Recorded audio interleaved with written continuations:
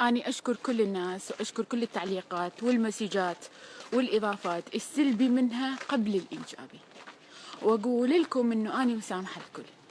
تدرون ليش؟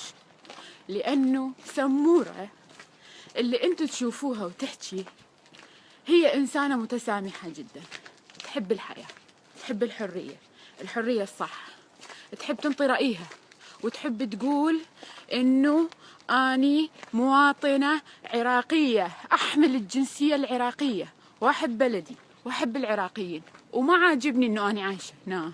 أني يوميا أبكي بالليل وأخابر أمي أقولها أريد أرجع، تقول لي سمر صبري.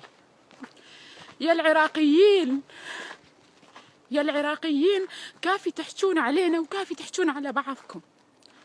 احنا نحبكم، كل العراقيين اللي هنا متغربين يحسون انهم يريدون يرجعون بلدهم بس ما يقدرون، لانه الوضع الطير من يطلع من القفص ويطير ما يرجع للقفص مرة ثانية حتى لو هذا القفص من ذهب. يا السياسيين، انتوا ليش هيجي سويتوا بينا؟ ليش شتتونا ببلاد الدنيا؟ ليش وديتونا بعيد؟ ليش فرقتونا عن أهلنا؟ ليش خليتوا عقولنا متحجر ما تريد حتى تفكر؟ ما تنطينا الحق إنه يكون إلنا الحرية بالرأي واللي نحكيه. أنا شفت القهر والضيم والظلم حتى أوصل هنا.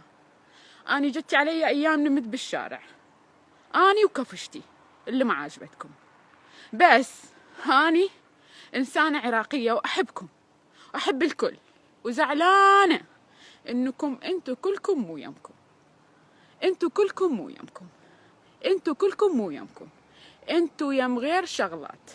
أرجوكم اتثقفوا وأعرف، أنا كل الزين أعرف بأنه الإنسان العراقي يملك غيرة ويملك نخوة، بس صيروا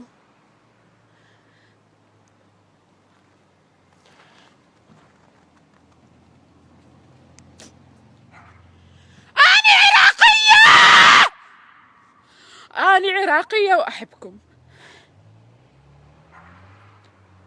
وأتمنى رسالتي توصل، وأتمنىكم تحجون. باي.